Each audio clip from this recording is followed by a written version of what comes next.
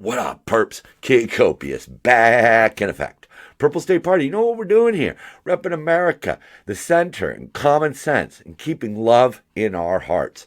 Love in all things that we do. You know, we have to realize that we are just a group of human beings on a spinning globe. You know, we're just trying to get through the day in the best possible way. That's all we're trying to do.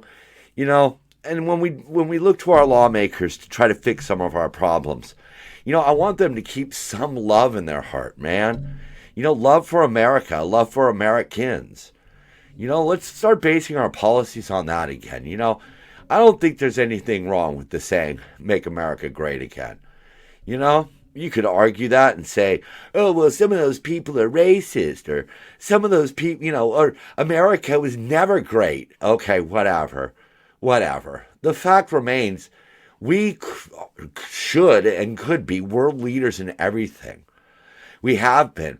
Let's let our policies show the world that we have answers here, that the A doesn't just stand for American, it stands for answers. That's what I'm hoping out of this next administration. I don't know if that's going to happen, but, you know, for the first time ever, we really are going to get to see the bookends of the far right and the far left. We've really seen the far left out of Joe Biden. There's no argument about that. We have seen the far left. Some other states, blue states, we've seen the far left, okay? I don't know how much we're going to see out of the far right. We sort of know what they look like. I don't know what the policies look like. I certainly hope we don't ever see far right policies. What I want to see is I want to see purple policies. Policies that have common sense and love at their core. If you could subscribe to that, then this Fetty Cannon is for you. Well, at the time of recording, the Biden administration has been gone. I think Babylon B really sums it up best here. Aides gently guide Biden to retirement homeroom disguised as Oval Office. Yeah, you know, I kind of hope there's an investigation into what went on there, because the American people were lied to. A lot of us saw it right off the bat that this guy wasn't fit, that this guy was just a puppet of a small cadre of insiders who had some very far left tendencies. They took his focus off of what's important. And, you know, they ran with their immigration plan. They ran with their DEI plan, which kneecapped a lot of their good ideas. And I think overall it was just a wretched administration, you know. I give them credit because they could have easily swapped in Kamala, okay? Half of the U.S. already believed that Biden was infirmed, made feeble by age, and that he was just a puppet. They might be kicking themselves right now because they could have had Kamala Harris as president. That would have been a very easy thing to do. But I think at the end of the day, what really happened was that Kamala Harris would have been swayed here, left, right, whatever. She would have been swayed by whatever it is that motivates her. Whereas with Biden, you had a rock-solid puppet. You had a president who knew that he wasn't really doing too well. You know, I think he knew that. Maybe he didn't say it publicly, but in the back of his mind, he knew. And I think they gambled on keeping the puppet. And that, to me, is a very, very, very gross way of doing things. You know, I think ultimately we would have been better off had they just pulled him out. But, you know, he picked Kamala Harris as vice president based on nothing more than her sex and the color of her skin. And, you know, the Democrats were left with a really unqualified person to take up the mantle from Joe Biden. And I believe that's the only reason why they didn't get Joe Biden out. You know, the lies that they were telling him really reminded me of a story from World War II. You know, in World War II, Hitler, there's that name again, Hitler was given false, fake armies to control because he wasn't he was an artist. He wasn't a strategist, okay? And his commands were often, his upper echelon knew that his commands were going to lead to failure. So they would give him fake armies. And he could move these fake armies around and send them here and send them there. And then they would feed back information. Oh, it went great. It went great, Führer. Went great. Yeah, we kicked their ass. Unfortunately, Army Group Central got, rolled up by the Russians. But your guys did really well. I mean, wow, so many things. We can't even list them all. And Hitler would think of himself as a great general. And that's what they did with Biden. They propped him up. They lied about job numbers. They manipulated crime statistics. They convinced him that diversity, equity, and inclusion was going to solve all the world's problems. That green energy was going to make the planet livable for another 30 years. And he bought all that shit and he went along with it. And I'm not excusing him. I'm simply saying that's what happened. Illegal immigration alone, or his little parole program, his app program, whatever the hell it had, it's ruined any chance Biden had of being remembered as a good or even decent president. It was so pointless what he did. Some people out there believe that they let all the illegal immigrants in because they will eventually vote for Democrats. Okay, maybe, but if that was your motivation, and it doesn't turn out that way, it really was pointless, because all Biden did was piss off everybody on one side and a majority of people on his own side, because nobody thought those policies were good. That's one of the reasons why what we're seeing right now with Trump rolling that stuff back isn't being met with much opposition. Here's some people that are happy. I freaking hate these people here. Jimmy Kimmel, Colbert, Seth Meyers. These are all far left people. These are people with so much money that they've lost touch with reality. Babylon Bee, though. Late night comedians excited they can make jokes about the president again. Yeah, I don't know how else to explain it, but fire away. Have fun. Enjoy getting to bash on Trump again, okay? Because that's what comedians do. Comedians bash on presidents. That's what they do. They put the kid gloves on when it came to Biden, because you might disagree with Trump's policies and you might make jokes about some of the stupid shit that he says. That's fine. But the jokes about Biden really cut pretty close to the soul, And Kimmel and Colbert, they didn't really want to point out how pointless much of what Joe Biden did, was.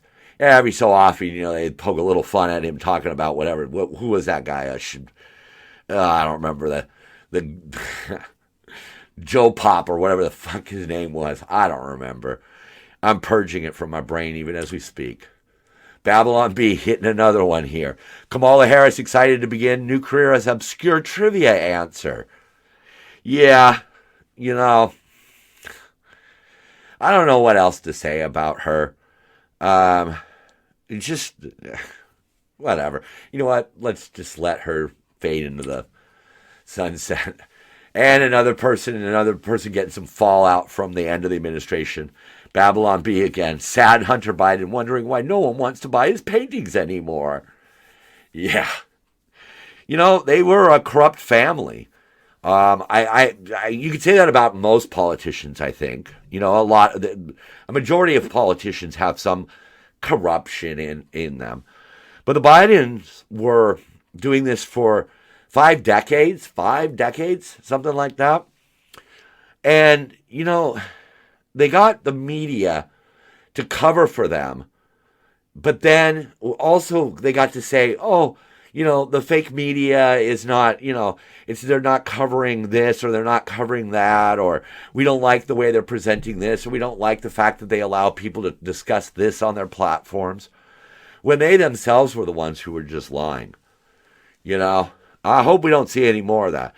One of the problems we have right now is that we have a tool called social media that should be educating people, not misdirecting people. And both sides are guilty of it. Clearly, both sides are guilty of it. Keep in mind, though, that there is a difference between getting the facts wrong or jumping the gun versus straight up disinformation or misinformation.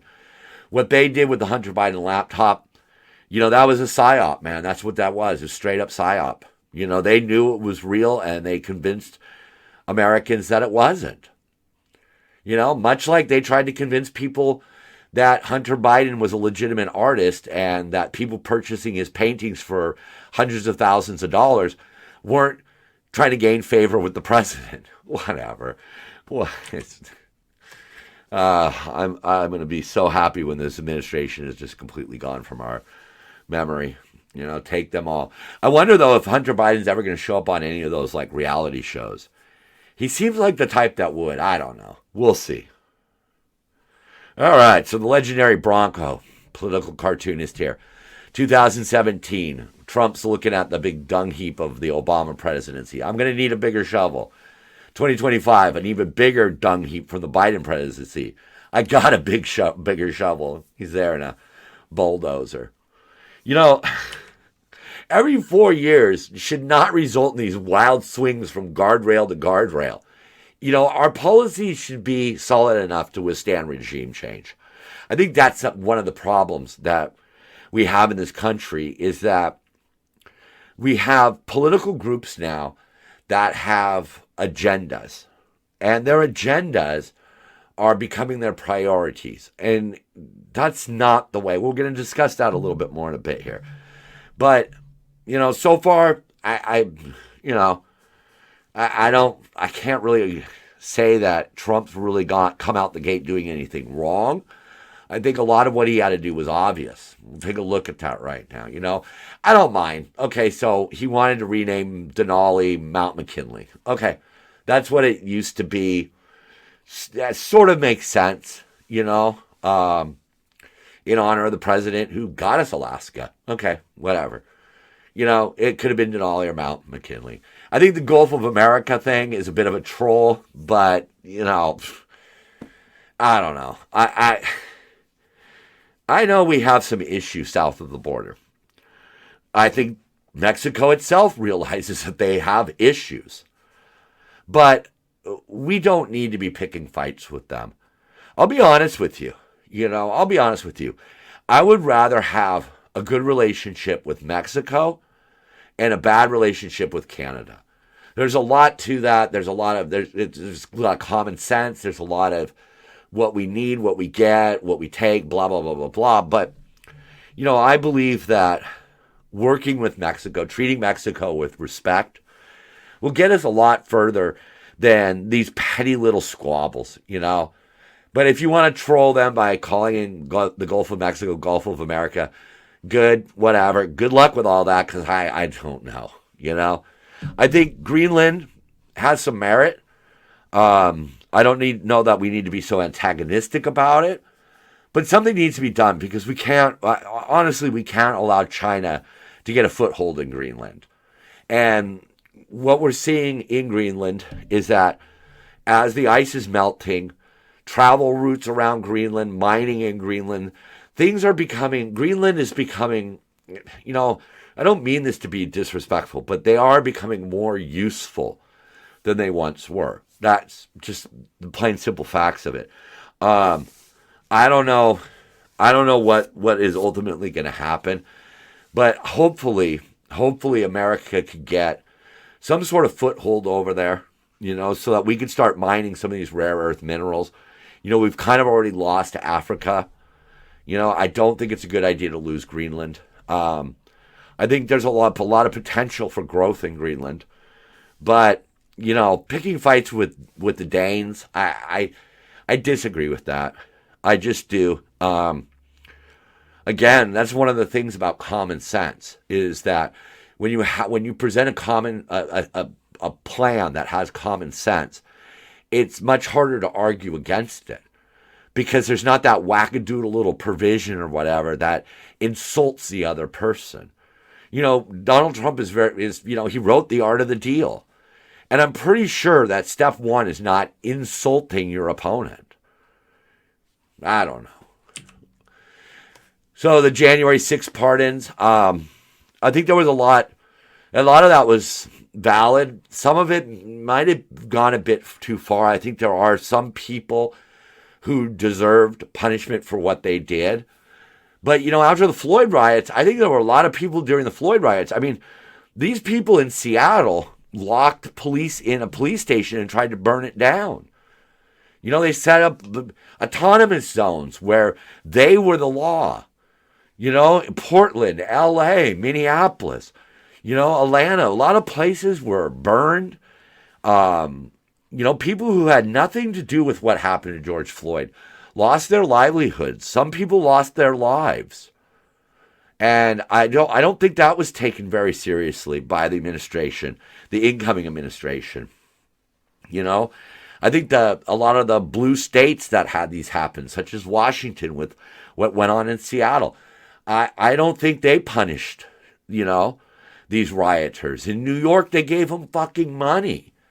So it's kind of hard to say that Trump went a bit too far when we still have all the Floyd riot people out there. Diversionary programs. There were people who were arrested for assaulting police officers and other riotous behavior, and they got diversion programs.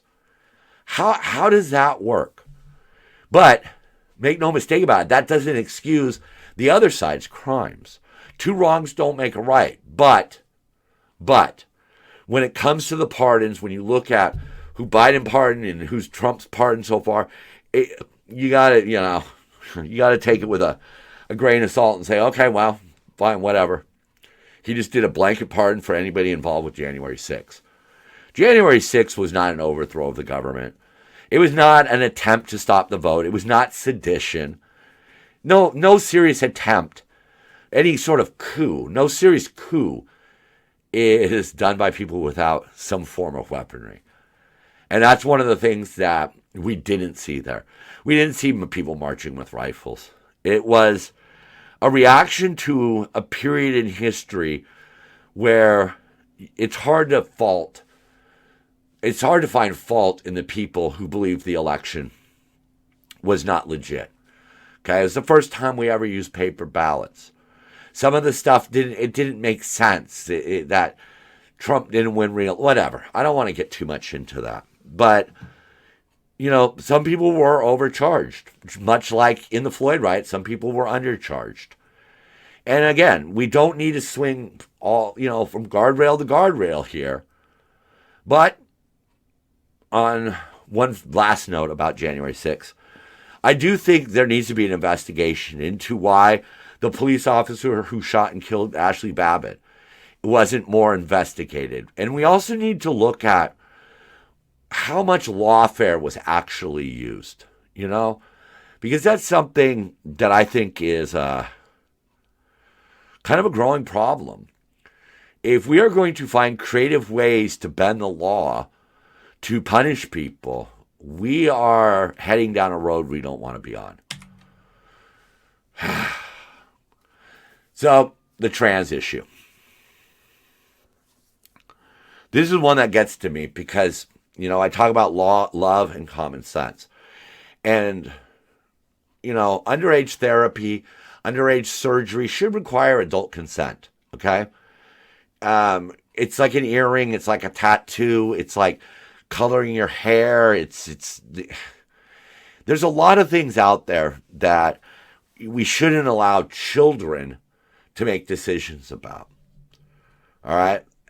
First step is we have to stop referring to this as life-affirming care. Statistics prove that that's just not the case, okay? Kids should be free to express themselves how they feel. And if their parents want to sign off on something, they should be allowed to sign off on that. It's not the surgery or the puberty blockers. It's using those tools responsibly. That's what we've forgotten about here in this country. When doctors just simply want to get you into that whatever surgery mill or however you would phrase it, and they just go along with whatever the kid says, even though there's contradictory evidence, that's not good. And allowing a 13-year-old to take medication that will change their bone structure, well, that can be paused. And statistics have also proven that trans women generally have advantages over women in sports. But that's it. Leave them be. Okay? Those two things, underage surgeries and trans women in women's sports, okay? There's no common sense there, all right? And there's no love there. Love is not taking away scholarships and playing opportunities for women. I don't have a problem if trans women, if a guy wants to be a woman and stay on the men's team, fine. If they want to create a special category, fine. But other than that, let's just leave them be. We got a little bit more on that. But it sickens me because I take a stance against two very specific things. And I can get labeled in a way that is not even remotely me. Okay, not even remotely me. If you've been looking, close enough, you'll see I've got a painted fingernail. What does that mean about me? Oh no, is kid a chick? I don't. Oh, I'm me. All right, I'm me, and they are they, and that's the way it should be. If there's a problem, if that love or acceptance of people leads to issues such as underage surgery or what went on in women's sports, fine, let's address it. But let's not condemn a whole group. A whole fucking group. That's what we have literally done in this country.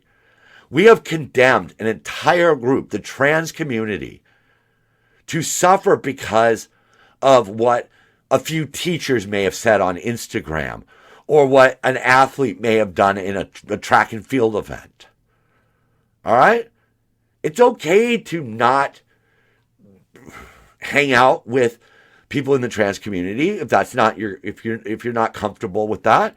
That's okay. It's always been okay. You don't have to agree with it, but you have to accept the people for who they are. You don't have to have ridiculous pushback. Trump went in and he defined a woman and basically defined all of us as women because of his dumbass description. Enough of that. So my daughter, she hates Elon Musk. Okay? And it's really funny because she got on me the other day because I was not defending, but you know the whole thing where he did supposedly a Nazi salute, but it was more like I give you my whole heart or something. Whatever it was. Okay? I saw an article talking about it, and I said to her, it's kind of funny that people believe that Elon Musk was actually giving a Nazi salute, okay? Which she took umbrage at. She thinks he's a disgusting human being who might even be an actual fan of Adolf. I don't know about that. What I do know is that I paid very little attention to Elon Musk. I had heard about Tesla. I was surprised when all of a sudden he moved out of California to Texas. I started realizing, well, this guy's he's kind of conservative, But then, I heard about like his trans kid and, some of the other things that he said and done. And I was just kind of like, all right, whatever, I root for chaos right now in this administration for one major reason. Chaos exposes things. Elon Musk is a flamethrower. He's perfect for clearing out bunkers, trenches, tunnels. But it comes with a risk, okay? You got that big heavy tank of fuel on your back. Snipers love to shoot that tank and just light you up. Pretty easy to spot when you're setting one off. But fire illuminates, fire cleanses. I myself would not want to be the flamethrower operator. So I'm glad we've got one on our side here. I'm saying our side, meaning hopefully the people's side here, because government waste needs to be purged. Right now, there's two ways that we set these priorities. The states and the feds have priorities dictated, let's say, by their hopes, okay? And they also have priorities dictated by, let's say, like nature or the natural order. Okay? We need safe water. We need safe streets, safe schools, safe lives. But for decades, money has been poured down these pork pie rat holes and just farted away because they've been allowing all of their policies to be dictated by hope. Right now, in California, we're broke. Okay? We're broke. They want to raise gas taxes. They are charging electric vehicle users fees to cover the loss in gas taxes. They're trying to figure out different ways to borrow money to, increase our deficit here in California because they're spending so much money on frivolous stuff. Bullet train, right? California's bullet train is one of those examples of wasting a lot of money on an agenda versus a necessity. And it's something that I speak about a lot here. That's what we should be doing, basically, is paying for the important things first, and whatever's left over can go to the frivolous stuff. So long and short, too late for that, I'm sure. Hopefully, Elon, Doge, maybe you could start exposing some of this wasteful spending. When we have multiple agencies covering the same thing, or we have rules and regulations that have been broken up between all these different agencies and committees. I don't want people just to randomly start losing jobs. I don't want important services being cut. But let's look at it. Let's get it in the light and see where our money is. Because, these politicians, when they run out of money, they borrow it, which puts the onus on the next generation, or they raise our taxes. And I would say, if the government was my child, before I increase your allowance, you need to look at how you're spending your money. So one of the other things that has been going on since Trump took over is the mass deportations. Something like 500 in a day, And I thought, let's put into stone something here. Who we're going to, because I understand the fear in the immigrant community right now. I get it. Okay, this is the love part. That there are people who came here illegally or on one of these parole programs, and they really deserve to be here, all right? But there's a lot of people who don't deserve to be here. So I think if Trump was to set, some standards, people would know, hey, I don't fall into that category. I could go back to my job. I could try to build my life here in the United States, the greatest country on earth. So let's start. Who should be deported? Well, obviously anybody who committed crime since they arrived, get them out of here. If you fled your last country because of charges, you're going back. Time to, face the music. If you lied on an application, such as, people were saying that they were Ukrainian or Cuban because there were higher limits on how many people could come in each day or each month, right? A lot of people lied about where they were coming from. If we know it, get them out. I'm sorry, but if your last known address was fucking Bolivia and you came across saying you were Ukrainian, get out. You lied. All right? If you came from countries without real issues, we don't need people immigrating here simply because they would rather be here than there. People who lied about their amnesty qualifications, get them out. And people who have made no attempt to get out of or off public assistance. Those should be our priorities right there. Okay? Get the criminals out. Get the liars out. Get the lazy people out. But let people know, hey, look, if you already got a job, if you fled a war zone, if you fled actual persecutions, you're staying. Quite simple. Just put it in stone. Common sense plus love. The other thing I'm going to harp on, and I don't really care what people say. High-speed internet into rural America, that includes farms and Indian reservations, is super important. Conductivity is super important. You could benefit jobs, business, and social right there. Right there. You could get a job. You could run your business. You could build a life online. I've seen it done plenty of times. My own daughter is marrying a guy she met online. I know, crazy fucking times, right? But that's the reality. And high-speed internet is the thing that allows you to do that. You know, people expect a nice, clean Zoom call. People expect, an easy to navigate website. People expect to play games or socialize with people online and have their speeds not drop to the point where the game starts lagging. Come on. And it's real simple. The government pays for the installation of those lines. The local providers support the customer base. It's good and fair. It helps those people the most. It actually will help people. And here's the thing about this high-speed internet into rural America. There's no discrimination. There's none. It doesn't benefit any one group more than it benefits other groups. It's fair. It's equitable. It's everything that the left wanted. But because they had to put their DEI requirements on the people who were going to get the money to install the lines, it never went anywhere. And it's a great idea, and America should stand for that. The A should stand for America and a rock-solid internet connection.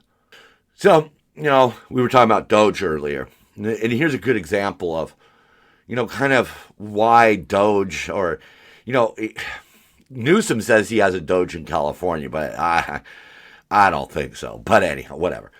So Newsom at a press conference blamed the feds for parts of the fire. And it's true that most of the forests in California are federal land. But who was in charge for the last 4 years there, It was your boy, Biden. What did he do? But see, when the states and the feds are distracted by things like immigration, DEI, and covering for the crumbling state and presidency and the end of fossil fuels and all that shit, they forget about the forest.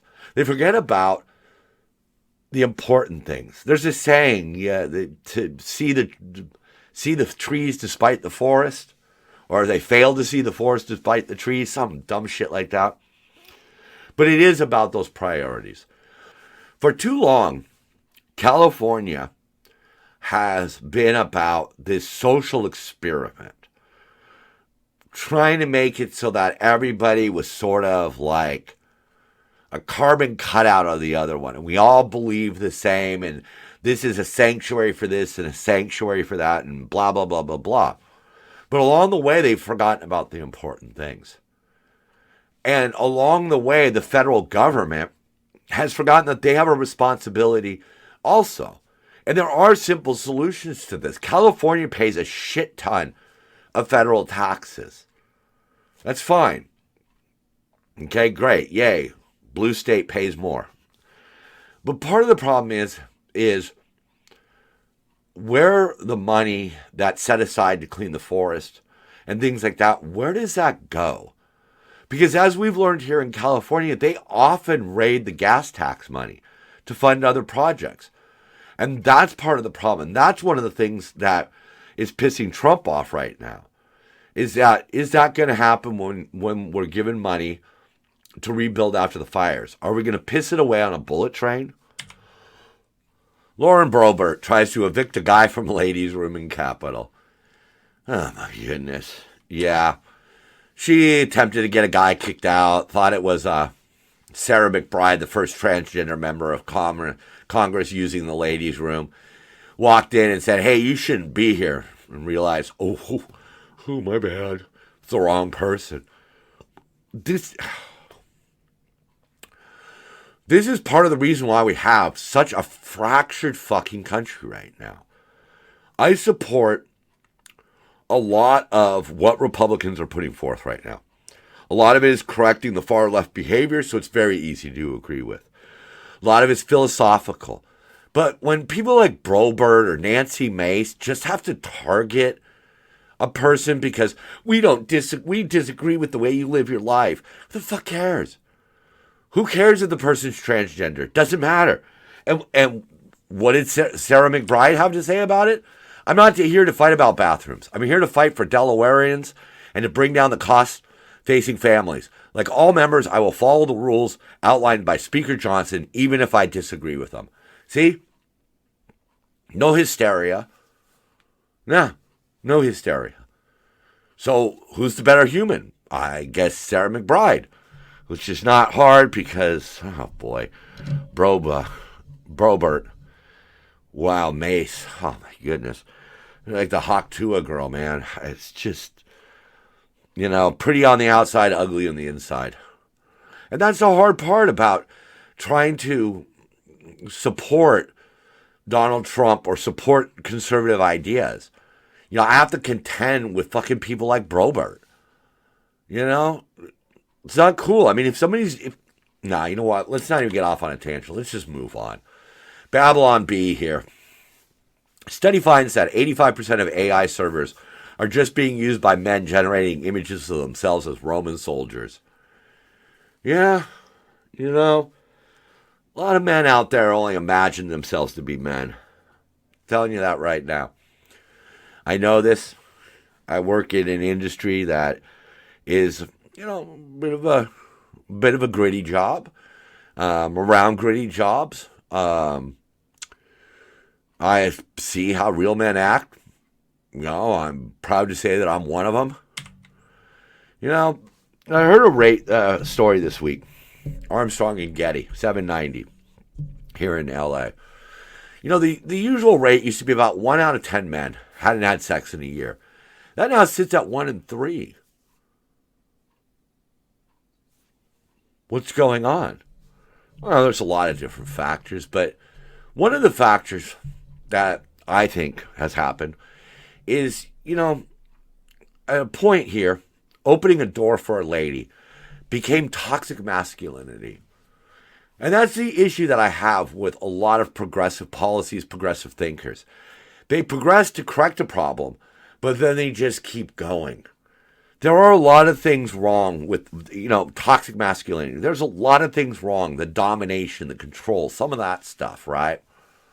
But opening the door for a lady is being a man. That's just it. I don't know how else to put that. But when you make men completely self-conscious of every decision that they make, they're not sure if they're being man or toxic. They don't know. Well, they just are going to end up spinning around in circles like dogs chasing their own tail. That's a euphemism, folks, because that's what's happened. The whole sort of toxic masculinity discussion led to course overcorrection. It led to these alpha males, these incels. Skibbity toilet rizzing and mogging on zesty betas. It works online, but not in real life. Because social media is not life. It's like reality TV, and reality TV is rarely reality-based. Also, social media has set these higher expectations that breed resentment out of these guys. And one of the other things, it just falls right in their laps, men's laps. Not all women want the wife role anymore. And if men can't accept that, they're going to have a hard time finding a mate. Women are way more liberated nowadays. And that needs to be celebrated. But instead, you have chat rooms that are just full of these incels who badmouth any independent woman. And who think that their freaking alpha wolf way of thinking about things is the answer. And, these women don't want a real man. Yeah, women want a real man, okay? They want a real man. A man who will open up a door for them. A man who can take the garbage out without being asked. I mean, these are simple things, folks. But a lot of the boys nowadays, they don't want to live up to that. Have we doomed our generation? Possibly. Has social media and the internet doomed our humanity?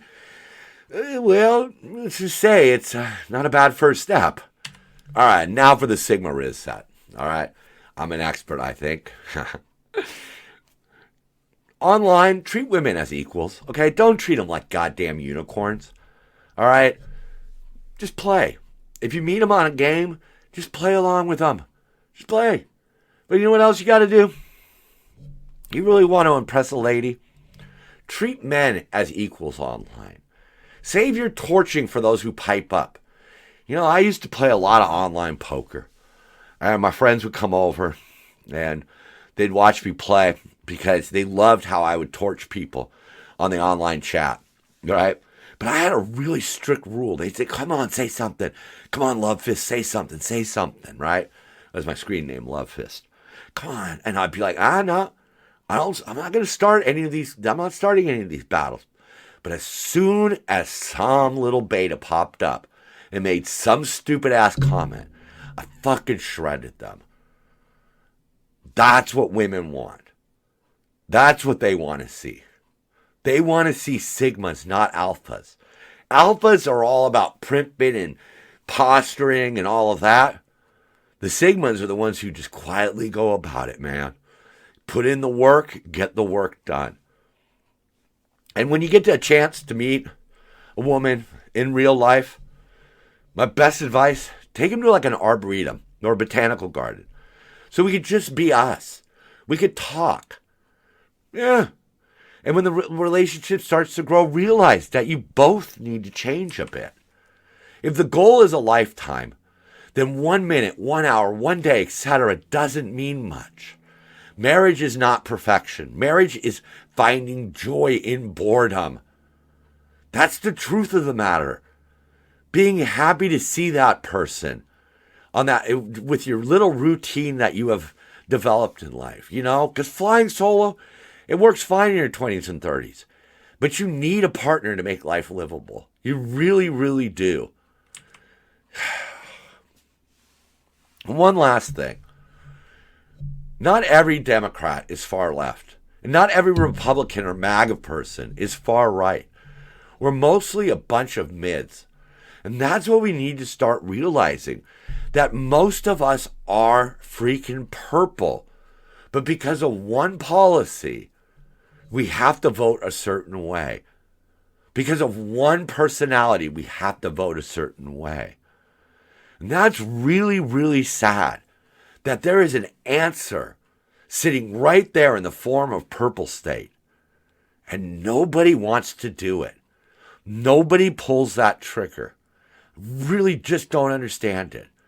I'm just a dude trying to get that idea out there so that someday maybe we could get a party that looks at everything with common sense and love, and makes decisions that are good for a majority of people. And stop placating to the fucking extremes. Let the goddamn far left and the far right form their own parties and they could goon all night. I'm Kid Copious. I'm Purple State Party, and so are you. Love one another. And really, really, don't pick fights with the opposite side. Say what you got to say and leave it at that. Leave the insults for the mentally infirmed. And remember always to dance it out.